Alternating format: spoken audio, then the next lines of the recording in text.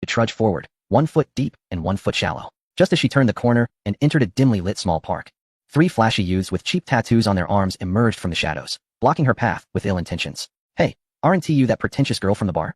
one of them said. "We've been waiting for you. It's payday today, so how about lending us some cash for a good time?" The leading blonde thug stepped closer with a lewd grin, his gaze roaming over her. "Otherwise, we'll strip you and throw you in front of a place in the entertainment district, making you famous for good." Su Yunza chuckled. He was familiar with this scenario. His voice, leisurely as if watching a show, resonated in Shunua's mind. That fat boss sent them. I saw the message clearly. So, how about it, little Shunua? Call out to the system daddy, or beg me nicely, and I might show mercy and help you deal with these 3 pests, ensuring they avoid you in the future.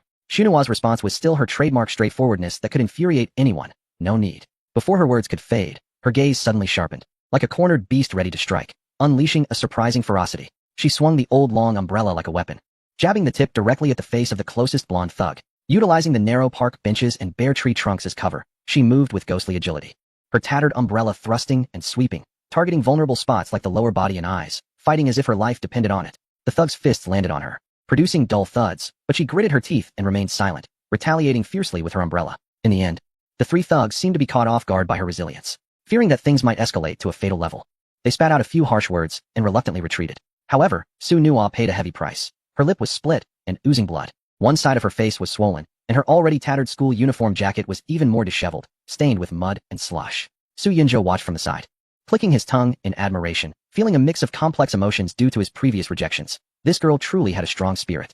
Su Nua seemed oblivious to her pain as she expressionlessly wiped the blood from her lips, bent down to pick up the deformed umbrella on the ground, and dragged her battered body toward a chaotic and dilapidated area of motels, just a street away from the bustling commercial district. She stopped in front of an old wooden building that reeked of mold and urine, knocking on the peeling wooden door. With a creak, the door opened a crack, revealing a disheveled middle-aged man reeking of cheap alcohol, his nose red. Upon seeing Su Nua in such a pitiful state, his murky eyes showed no concern, only impatience and disdain as he lowered his voice to scold her.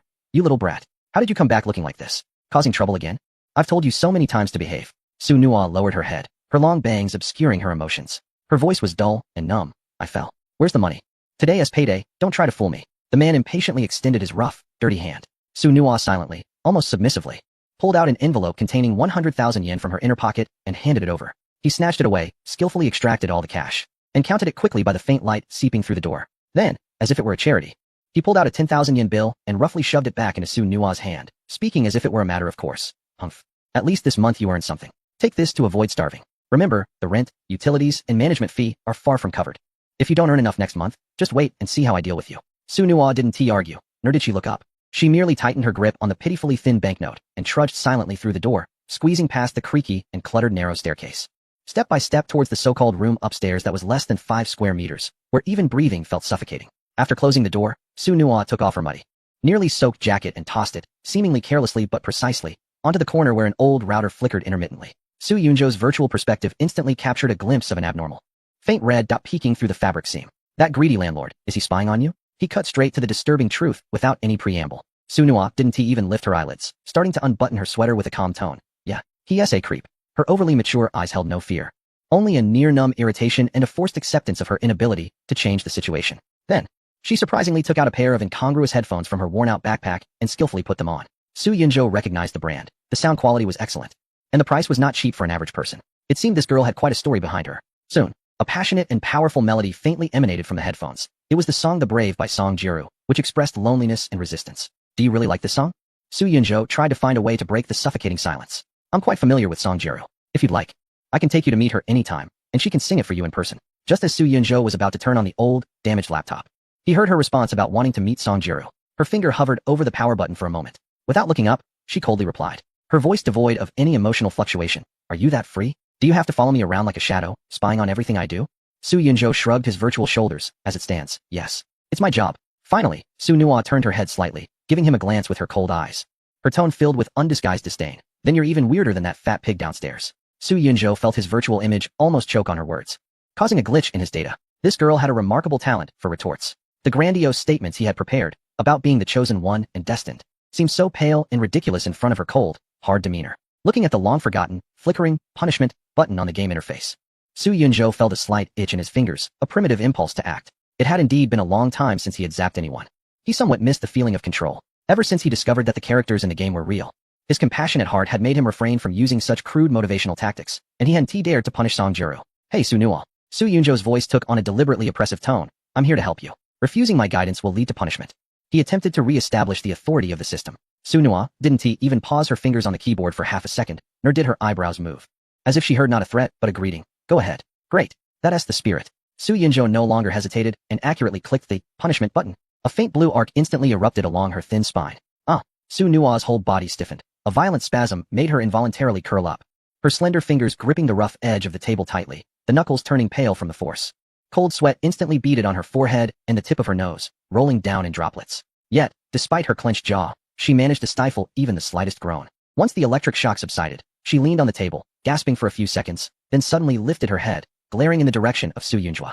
The corners of her mouth curling into a nearly provocative arc. Is that all you've got? Su Yunjo raised an eyebrow, surprised. Still not satisfied? Without hesitation, he pressed the punishment button again, this time increasing the intensity to a higher level. Crack.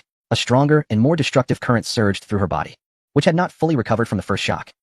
The intensified current coursed through her entire body, causing Su Yunjo to curl up in pain. She quickly grabbed a towel nearby and stuffed it in her mouth to prevent herself from crying out, her body trembling violently. When the punishment ended, she gasped for air, her sweat-soaked hair sticking to her forehead, yet she lifted her head and gritted her teeth, saying, that feels great. Bring it on. Su Yunjo was utterly speechless, even feeling a bit crushed. This extreme will talent clearly wasn't meant for overcoming difficulties, but was specifically designed to resist him and his system. This girl was like an incredibly stubborn stone, impervious to persuasion. Su Yunjo stared at the defiant figure on the screen, mentally complaining, what on earth is wrong with this girl? Shouldn't a normal person encountering supernatural phenomena be either terrified and screaming or ecstatic and dancing, thinking they are the chosen one? Instead, she acts as if it's all just a game. What kind of madness is this? Does she really think of me as a water ghost who needs a scapegoat to survive? That's why she remains on guard, rejecting all my sweet talk, leaving me no opportunity, fearing she might be tricked into becoming a substitute? Damn it. I've navigated through time and built a billion-dollar business empire, nurturing a chart-topping music queen. Am I really going to suffer a defeat at the hands of this 16-year-old brat today? Where would my dignity be? Seeing that he had been silent for a while and didn't seem to intend to continue the electric therapy, Su Yunjo stopped wasting her energy resisting him. She struggled and used her last bit of strength to climb back onto the creaky chair, nearly throwing herself in front of the computer. She powered it on, and the screen lit up with a pale glow, illuminating her wan face. Shaking her head vigorously to dispel the lingering numbness from the shocks, she began typing on the keyboard with intense focus, as if the 2 rounds of shocks that would make an ordinary person cry were just insignificant background noise. Su Yunjo suppressed his frustration and leaned closer to the virtual screen. He couldn't help but raise an eyebrow when he saw that she was actually using Python to write a fairly complex web crawler program, currently stuck on a debugging error, making no progress. Almost instinctively, his professional instincts kicked in, and he pointed out the key issue based on the compiler's error message, his voice carrying the calmness typical of a tech expert. Hey, kid, here, your loop boundary condition is incorrect. The end index of range is exclusive. You counted it 1 extra time, causing an index out of bounds error. Su Nuo furrowed her brow, staring at the point he indicated. Her finger hesitated on the keyboard for a moment, then she asked uncertainly, are you saying that range 0 len list won't actually include len list itself? That's right, Su Yunjo confirmed.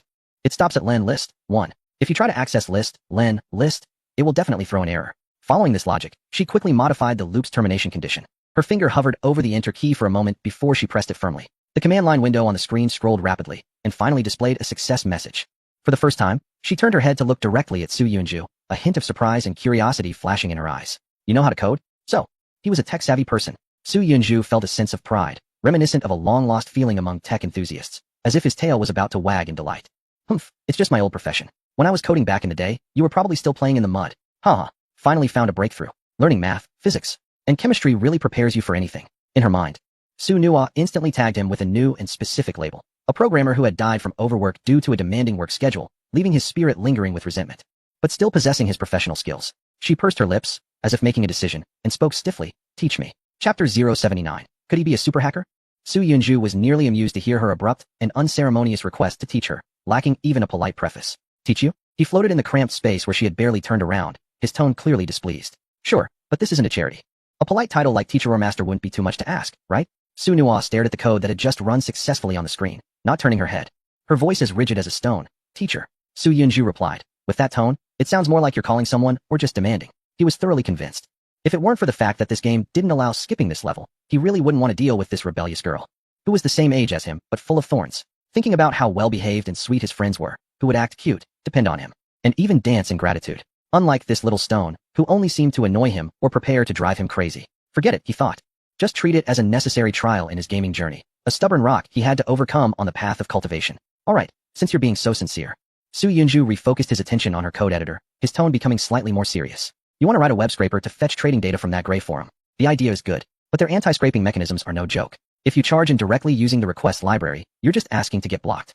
Su Nua's brow immediately knitted tightly. This was the biggest challenge she had encountered so far. What should I do then? I need to think flexibly.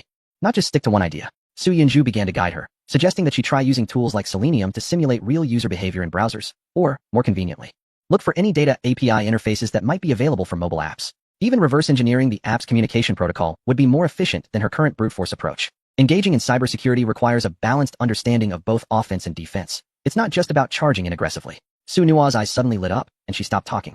Her fingers immediately flying over the keyboard as she started to explore the new ideas Su Yunju had mentioned. She learned incredibly fast, with remarkable intuition, often. Just a slight nudge from Su Yunju would allow her to make connections and apply what she learned. Observing the speed at which her fingers danced across the keyboard, Su Yunju couldn't help but think. With such a learning speed and focus, could she really be trained to become a formidable hacker capable of breaching secure systems? The problem was that although he understood some concepts, he was far from being a top-tier expert. Wouldn't he end up exposing his own limitations as he tried to teach her advanced skills? Wait, wasn't there something like a Hacker Master experience card available in the game store? It only lasts 5 minutes and is quite expensive. If it doesn't work out, he could just pass the problem to Lin Ruoxuan, who definitely has a top-notch professional team to solve it. Unbeknownst to them, the inky night outside began to fade, and the sky turned a pale gray. Su Nua finally succeeded in capturing the data segment she wanted, although it was just a small step. A look of near satisfaction crossed her pale face for the first time, albeit fleetingly. Eventually, she could no longer hold on and collapsed heavily onto the cold, hard tatami mat, falling almost instantly into a deep sleep. She didn't have to go to school during the day. Although she was nominally enrolled in a correspondence school located in a different district, she only needed to show up once a month to submit some perfunctory reports.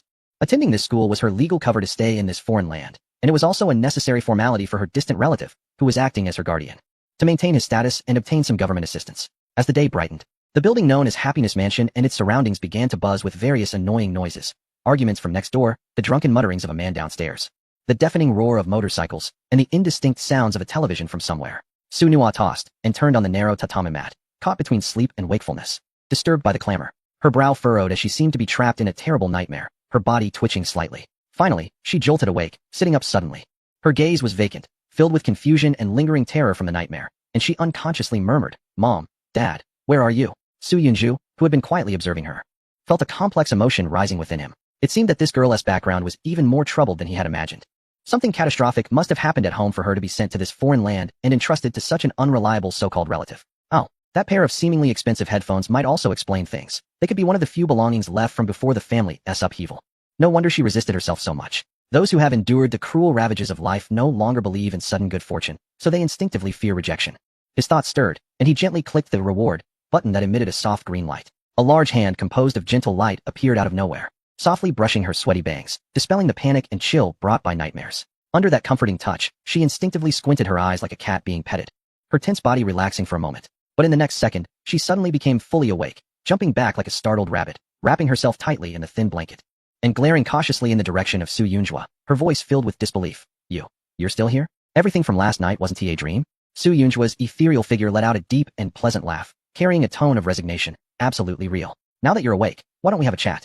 So, where are you from in the great summer? Su Nua quickly concealed the moment of vulnerability, returning to her cold demeanor. Turning her head away, there's nothing to talk about. Her refusal was crisp and decisive. Su Yunjua didn't mind and shifted to a more practical topic. Alright, then let's discuss something useful. Have you thought about moving out of this dreadful place? With this lifestyle and environment, you won't grow any taller. And your health will only get worse. You're still young, and in your developmental stage. This can't go on. Hearing this, Su Nua laughed as if she had heard the biggest joke, her lips curling into a sarcastic smirk. You, a ghost from the great summer, know nothing about the situation here in Neon. She raised 2 fingers. First, without the so-called guardian downstairs agreeing and providing documentation, as a minor foreigner, I can't sign any formal rental agreements on my own. Second, she paused, her tone cold with reality. Even if I could sign, I would need at least 1 million yen to cover the deposit, key money, first few months' rent, and basic living expenses to barely get by. 1 million. Do you understand? Seeing her expression that conveyed a complete lack of understanding of worldly hardships, Su Yunjua laughed instead of getting angry. His tone as casual, as if discussing what to have for breakfast. Is that all? I thought it was a big deal. Chapter 080. Su Nua's smile. Unforeseen fortunes and misfortunes. Su Yunjua's virtual figure floated next to her old computer, his tone confident. Identity issues? The cybersecurity technology you're studying is just for show? With me guiding you, it's not impossible to create a virtual identity in the online world and bypass some routine checks in the short term. He paused, his voice filled with temptation, As for money, little girl, it seems you haven't grasped the situation yet. With me around, you don't need to worry about such mundane matters. Tell me, do you want to become a hidden stock market prodigy in Edo by tomorrow? Or do you want to drain the illegal funds of a certain underworld organization overnight? A mere 1 million yen is just a drop in the bucket. Su Nua was taken aback, looking at Su Yunjuo with a mix of confusion and caution. Her experiences told her that there were no unearned gifts in this world. Everything came with a corresponding price. The existence, which is neither ghost nor demon, is so attentive to her. What could it be plotting? Is it to seize her body or her soul? However, a glimmer of hope ignited in her eyes. As long as you can make me stronger, strong enough to take revenge on my enemies, I am willing to give you my body or my soul. Upon hearing this, Su Yunju couldn't help but chuckle, his tone tinged with a hint of helplessness. Let me say it again, I am not some kind of spirit that needs a scapegoat to be reborn. Nor am I an otherworldly demon that survives by devouring souls. I am here to genuinely help you defy fate. The only price you pay is your growth. He followed her words and asked, by the way, who are your enemies? Su Yuno's eyelashes fluttered slightly. She paused for a moment, turned, and typed a name into the search box, her movements laced with contemplation. Then, a photo suddenly appeared on the screen. It was a man in a suit with a serious expression from a certain region. Su Yuno's voice was cold, but a trace of complex emotions flickered in her eyes. Su Yunju looked at the familiar face on the screen, and this time, it was his turn to fall silent. Wu Gongjin, a high-ranking official in the regional political arena known for his hardline style. Moreover, according to his knowledge of historical events, this Wu Gongjin would indeed die in 2016 from a bizarre assassination. The official culprit found was a seemingly mentally unstable middle-aged man. But whether there was more to the story he couldn't know yet. However, since Su Yuno's target was him, Su Yunju was quite willing to lend a hand. The reason was simple. This guy was an extremely stubborn far-right figure who historically caused much trouble for neighboring regions. Interesting. Su Yunju's voice held a hint of amusement. This target is well chosen. I accept this deal. Before his words fell, his consciousness quickly purchased a top hacker experience card in the game store. Now, let me give you a first-hand experience of what true top-tier hacking skills are like. Agree to my consciousness synchronization request. Su Yuno hesitated for a moment, but eventually nodded. The next moment, she felt as if her consciousness was being sucked into a whirlpool, temporarily relinquishing control of her body. Then, her hands seemed to be endowed with magic, transforming into 2 afterimages on the keyboard, as the command window on the screen switched and scrolled at a speed that the naked eye could hardly follow. Countless streams of data poured down like a waterfall, and the firewall was breached layer by layer as if it were made of paper. Soon, a series of encrypted confidential documents were downloaded, detailed personal information about Wu Gongjin, secret mistress details, minute-by-minute itinerary arrangements, and even some under-the-table financial transaction records. If this information were to leak, it could trigger a political earthquake, causing many to resign in disgrace. As the experience card's effect ended, Su Yunju's consciousness swiftly withdrew. So, how was it? Want to learn? Su Yuno did not respond immediately. Her eyes remained fixed on the screen, but she was not looking at Wu Gongjin's information. Instead, she was rapidly browsing and memorizing the command history and techniques left by Su Yunju during the operation. The complex instructions, clever bypass methods, and precise exploitation of vulnerabilities made her heart race. She realized that there were still ways to bypass certificate verification. And she was amazed that he knew so much about this library's zero-day vulnerability. The way he called system-level APIs to high processes was truly exquisite. Her mind was racing like never before, greedily recording every character and every idea. Many things were beyond her current level of understanding, but that didn't matter. She would just jot them down for now. Just as she was immersed in this sudden technical enlightenment, a loud scream echoed from downstairs. Ah, what the hell? It was Xiaolin's piercing cry, followed by a chaotic clatter, as if something had been knocked over, and someone had fallen to the ground. The noise jolted Su Nua back to reality, and she instinctively turned around. She saw Su Yunju's ghostly figure floating there leisurely, a mischievous grin playing on his lips, as if he had just swatted a fly. It dawned on her that this old trickster was behind it all. After downloading the materials for Wu Gongjin, he had hacked into the computer in the strange room downstairs before leaving her body. Imagining Xiaolin possibly facing some unsightly images, her expression might have been quite comical. And just as she pictured it, a figure like Sadako or Kayako suddenly appearing on the screen, she couldn't help but chuckle. This laugh was like the thawing of glaciers, bringing spring back to the earth. She instinctively covered her mouth with the back of her hand. But it couldn't hide her white teeth or the way her usually cold, distant almond-shaped eyes transformed into beautiful crescent moons, sparkling with an unprecedented, genuine brightness. Su Yunju was momentarily taken aback, silently praising her. This girl looks stunning when she smiles. It's such a waste to keep that cold expression all the time. He couldn't help but smile back. Looks like our collaboration is off to a good start. Su Nua nodded vigorously, her gaze no longer filled with hostility. Thank you, teacher. Su Yunju was surprised. She actually thanked him, and he felt a wave of emotion. He stroked his chin, quickly switching his thoughts to money-making mode. Next, the preliminary plan is to make money and solve your basic survival issues. Suddenly, he realized that Su Nua's situation was completely different from Lin Roxuan and Song Jiro. She didn't have a normal family background or social connections as a cover. If she suddenly came into a large sum of money, it would likely attract attention from certain agencies or even darker forces before she could even warm the cash, which could be a death knell. A reasonable and safe entry point was necessary. By the way, what were your plans for today? He asked, intending to find opportunities from her existing life trajectory. Chapter 081.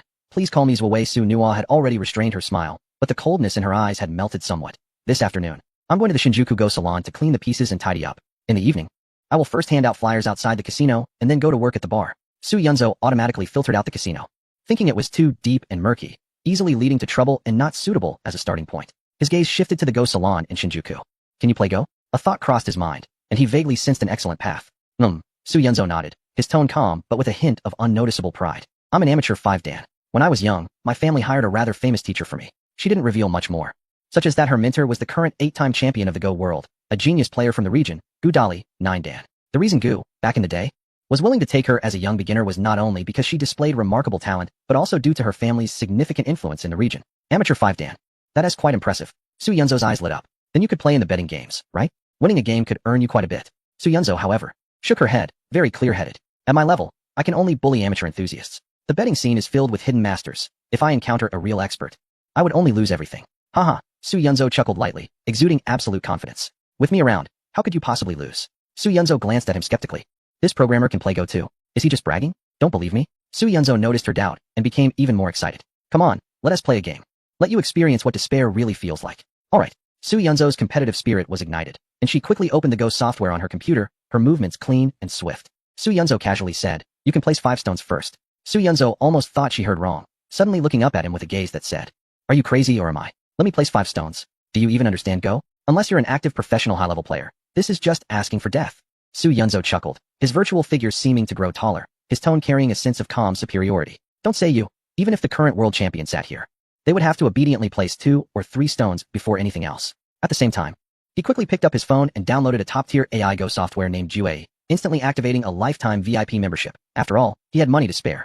A plan rapidly formed in his mind. The dominance of AI in the Go world happened after 2016, but in the current year of 2015, with Zhuwei backing her, Su Yunzo was like a walking Go deity, undoubtedly the best in the world. Even in 2016, that rookie AlphaGo wouldn't stand a chance against the several upgraded versions of Zhuwei. While the Go scene in the region had been declining in overall strength and influence, the prize money for traditional matches remained quite substantial, and the interest was still there. More importantly, a beautiful young female chess player from a distant land swept through the entire chess scene with an unmatched dominance. The buzz around her, the influence she wielded, and the stark contrast she presented created a perfect stage for a goddess cultivation task. Moreover, he recalled that while browsing through some information about a certain player earlier, he vaguely noticed that this individual occasionally engaged in cultural events related to the game, serving as a figurehead. This could be a potential entry point, truly a case of hitting multiple targets with 1 stone. No, perhaps even more. Let this novice, who only knows how to capture pieces, lead the girl with a deep-seated grudge to conquer the chess world of 2015. Enough boasting, let us see the real skills.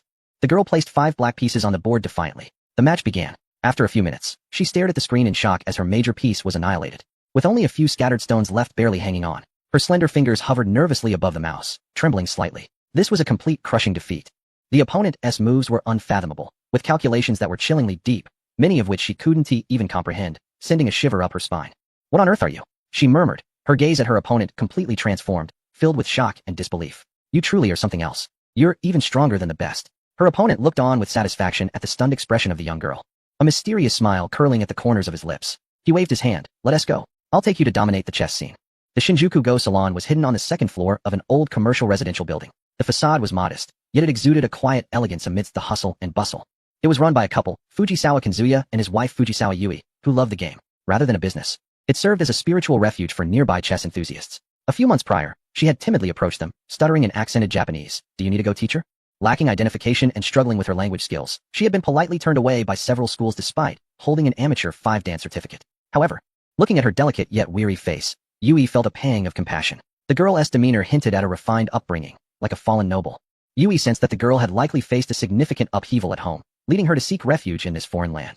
We don't really teach Go here, Yui said gently, smiling, but we could use some help organizing the equipment and cleaning. If you don't mind, you could start helping us here. From that moment on, she became the salon's quiet helper. She was reticent, yet her skill level ranked above average among the members. When not busy, she would curl up in a corner on a tatami mat, engrossed in thick books on topics like cybersecurity or Python programming. Her intense focus seemed at odds with the relaxed atmosphere of the chess games around her, yet it created a strangely harmonious ambience. Everyone grew fond of this quiet, hard-working girl with a hint of mystery from a distant land. In the afternoon, Su Nua arrived at the salon as usual. Sister Tingza, she greeted softly. Nua-chan is here. Thank you for your hard work. Take a rest first. Tingza Yui smiled gently. Su Nua nodded, but her sharp gaze quickly swept across the entire salon, soon locking onto a chess table surrounded by several people. On one side, A young man wearing glasses looked troubled as he stared at the chessboard, sighing. On the other side, a bald middle-aged man was leisurely fanning himself, and he was Su Nua's target for this visit, Natsumi Ando. Natsumi was a regular here, with skills close to professional level, often playing for stakes. At Su Nua's previous level, she would have to give him 2 to 3 pieces as a handicap. Before long, the game concluded, with Natsumi winning without any doubt. The bespectacled young man forced a smile as he handed over 2 bills. Mr. Ando. Next time you'll have to let me have 4 pieces, right? Natsumi laughed heartily, modestly shaking his head. Not at all. 3 pieces is the limit. Any more, and there wouldn't be a game left. Su Nua sneered at Su Yunju. That bald guy could at least give the previous player 5 pieces. Winning 20,000 and still pretending. What a fraud. Su Yunju spoke with a hint of amusement. I saw that. Go ahead. Make this scammer pay. Chapter 082. You're quite bold, girl. Su Nua took a deep breath and walked to the chess table, sitting down opposite Natsumi. Natsumi looked a bit surprised and pushed up his glasses. Oh? Nua-chan, do you want to play a game with me? But I usually play with stakes, you know. His tone was gentle, but the implication was clear. Su Nua remained silent, quietly pulling out a small cloth bag from her pocket and neatly placing the crumpled 30,000 yen in cash on one corner of the chessboard. This was all her savings. Natsumi was taken aback and hesitated. Shall we decide who plays first? He frequented this place and was aware of Su Nua's general skill level. If they decided who plays first, he would have almost no chance of losing. Su Nua simply nodded firmly, her gaze as calm as an ancient well. Now, even the elderly man in the corner studying the game looked over, speaking out to advise against it. Nua-chan, don't be impulsive. Mr. Ando is very skilled. Yes, little girl. You earned that money through hard work. Don't just give it away. Ando, how can you play for stakes with a young girl? And even decide who goes first? Tungze Yui also rushed over, calling out worriedly, Nua-chan. Natsumi felt a bit embarrassed by their remarks, but seeing the 30,000 yen on the chessboard, he couldn't bear to back down and steel himself. Alright, since Nua-chan is interested, I'll play a game with you. Please guide me. The game officially began. And Su Yunju's shadow sat directly beside the chessboard, using his finger to guide Su Nua's moves. Just a few moves in, the crowd watching began to murmur in confusion. Opening with the 3-3 point? How could Nua-chan play such a game? ISNT, this a move only beginners use? Is she too nervous? Oh no. That 30,000 yen is probably going down the drain. Even Su Nua was anxiously stomping her feet in her mind. Old dang. What are you doing? Opening with the 3-3 point. I'm going to be seen as a fool. If I lose this month, I'll really be left with nothing. Su Yunju's figure casually leaned back, sipping an energy drink, while watching the phone show the winning probability of black pieces for Su Nua at 98. What is there to panic about? Let me show you what a dimensional strike looks like. Su Nua had no choice but to grit her teeth and place her pieces step by step in what seemed like incomprehensible moves to the onlookers. At first, Ntianchi had a relaxed smile, thinking the young girl had indeed lost her composure. However, as the game progressed, his smile gradually stiffened. The speed of his fans slowing down, and beads of sweat began to form on his forehead. He realized that his familiar strategies and anticipated attacks were effortlessly countered by the opponent's seemingly irrational and slightly odd moves. After just over 100 moves, a large dragon of nearly 30 pieces had no escape route. How is this possible? He touched his slick, sweaty head in disbelief. I didn't even account for this angle. Nua-chan, let us play another round. Su Nua lifted her clear eyes to look at him. Her voice calm, but carrying an undeniable strength. Sure. This round is for 60,000 yen. What? And Tianchi paused, looking at the frail girl before him, then glancing at the dismal situation on the board. A surge of frustration, mixed with unwillingness, rose within him. Alright, 60,000 it is. The second game started and ended even faster. And Tianchi tried to change his strategy, but the opponent seemed to have every counter planned, easily controlling the situation. If he hesitated even slightly, the board turned drastically against him. In less than 70 moves, he lost another large dragon. I lost. And Tianchi scratched his head in despair, still unable to figure out where he went wrong. Everyone was stunned by this bizarre scene. My goodness, Nua-chan won against Ntian? And in 2 games? Winning 2 consecutive games? I can't understand this game, but Nua-chan seems to have completely transformed. So hidden and impressive. Su Nua quietly gathered the 9 bills of 100,000 yen handed to her, adding it to her principal, making a total of 120,000 yen in her hands. Thank you for the guidance. She nodded slightly, carefully putting the money into her inner pocket. The heavy feeling pressed against her chest, making her heartbeat feel unusually strong. As she exited the Go Salon, it was dusk, and the sky of Edo was painted a warm orange. The setting sun's rays passed through the eaves of traditional townhouses, perfectly outlining her side profile with a soft golden edge. She instinctively squinted, realizing it had been a long time since she stopped to feel the warmth of the sun, rather than calculating when it would set so she could rush to her next job. Su Yunju coughed lightly, his tone carrying a hint of subtle concern. Now that you have money, don't just stand there. Hurry up and buy something decent to eat. I see your skinny frame. It looks like a gust of wind could knock you over, which is quite bothersome.